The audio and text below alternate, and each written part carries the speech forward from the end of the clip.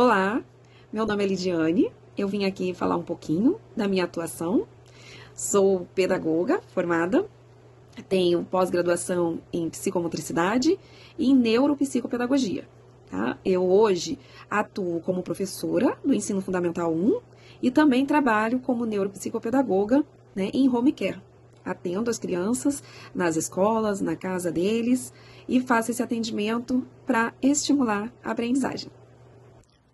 Quais são os principais desafios que você enfrenta na sua prática profissional? Então, um dos maiores desafios hoje que eu enfrento é, na verdade, a falta de compreensão da área, né? Da funcionalidade, de como a gente atua na área da neuropsicopedagogia. Por exemplo, muitas famílias entendem como um reforço escolar, e não é a intenção, né? Trabalhamos a aprendizagem da criança, a maneira como ela aprende, quais são as dificuldades que ela tem, né? Quais as habilidades que lhe faltam para adquirir esse conhecimento em todo o funcionamento cognitivo da criança, né? Todas as suas funções cognitivas. E aí a gente adquire, né, através de uma avaliação, essa informação, né, o porquê que a criança não está aprendendo, e depois a gente trabalha através de uma intervenção. O que a gente precisa atuar, no que, né, a gente precisa atuar diretamente, para que ela absorva o conhecimento, se não for das maneiras normais, no cotidiano de uma escola, que seja através de outras atividades, de outras estratégias elaboradas pelo neuropsicopedagogo. E aí sim abre, né, um leque para aquela criança, para que ela consiga depois administrar, para que ela consiga depois absorver o conhecimento normalmente, né, dentro de uma sala de aula. Quais dificuldades emocionais e cognitivas você mais encontra em crianças e adolescentes atualmente?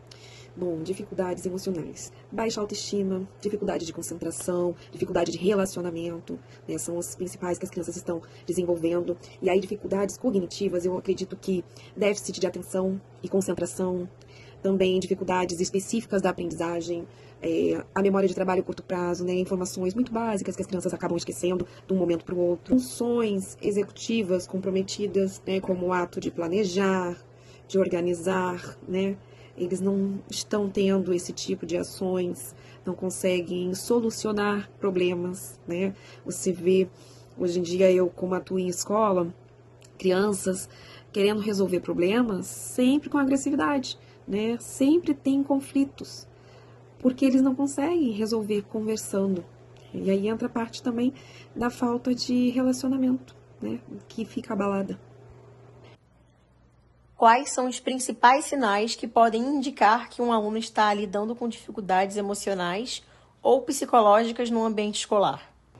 Aí entra a agressividade, que eu já havia falado, mudança repentina de comportamento, irritabilidade, isolamento social, queda no rendimento escolar. São sinais notórios que a criança está com alguma dificuldade ou que ela está passando por algum momento, né, que está afetando o psicológico dela, o emocional. Uma criança que pode estar passando por situações pessoais em casa e trazendo isso para a escola, ou essa criança pode até estar sofrendo dentro da escola um bullying, né, uma exclusão, né, de algum ambiente, de algum grupo, e ela não sabe como verbalizar, ela age, as ações dela vão te mostrar, né? Isso a gente tem que ter um olhar e uma escuta para poder compreender. Como você percebe os primeiros sinais de sofrimento psíquico em uma criança que ainda não consegue verbalizar o que sente? Essa criança ela pode ter uma mudança muito repentina de comportamento, ela pode expressar através do brincar, através do desenho, e aí na maioria das vezes são os professores que vão, né, conseguir perceber primeiro. Ela pode também ter alterações da linguagem corporal, ela está fazendo alguns movimentos muito tensa, né, muito rígida. Ela pode ter uma regressão nos comportamentos. Tem muitas mães que vêm e falam assim: ah, ela tá imitando o irmão mais novo, né? Tá fazendo coisas de bebezinho. Já falei que ela tá parecendo um bebezinho. Porque ela volta a chupar o dedo, ela volta a fazer xixi na cama. Então, isso é uma regressão, porque essa criança ela não tá conseguindo te falar, né? Ela não tá conseguindo verbalizar o que ela sente. E essa é uma das mudanças. Como é a sua rotina com uma criança que está começando o tratamento agora?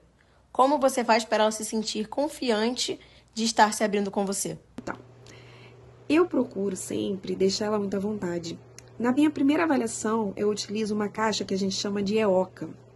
Essa caixa ela tem diversos jogos, lápis de cor, caneta, lápis comum, né, para escrever. Inclusive eu coloco lápis sem ponta lá dentro, para estimular essa criança aí coloco apontador, borracha, porque aí eu estimulo aquela criança a ter aquela vontade. Opa, esse lápis tá sem ponta, eu acho que eu vou fazer isso. E diversos materiais que a gente usa, desde jogos, né? Jogos assim do cotidiano dele, quebra-cabeça, cubo mágico, jogo da memória, porque é uma caixa que estimula. A gente chama de EOCA porque é entrevista operativa centralizada na aprendizagem. E aí a EOCA, ela traz, é a primeira sessão de avaliação que a gente faz, né? E ela traz pra gente o interesse da criança. E também é uma coisa lúdica. Isso faz com que a criança se sinta à vontade, né? Com que ela crie ali um afeto com você para poder se abrir, né? Nos próximos atendimentos, ela vai poder se abrir mais, já vai estar mais amigável. Que conselho você daria para futuros profissionais da educação que desejam atuar nessa área? Então, gente, o que eu aprendi ao longo desses anos, trabalhando inicialmente na educação infantil, e aí passei para o ensino fundamental 1, né? Atuando dentro de escola ou atuando como neuropsicopedagoga, o que eu aprendi, que eu poderia deixar para vocês, é que a gente precisa ter um olhar sensível para as crianças, uma escuta ativa sem julgamento, sabe? Sem julgar a vivência daquela criança, sem julgar o comportamento da criança.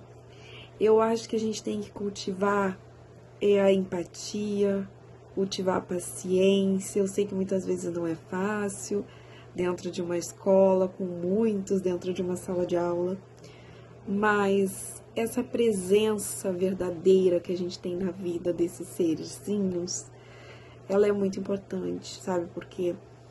Porque o conhecimento, e aí eu falo do conhecimento num todo, não só a absorção de conteúdo, o conhecimento, ele transforma as pessoas, mas o afeto, ele sustenta toda essa transformação, tá? Eu trabalho com afeto, é a base do meu trabalho.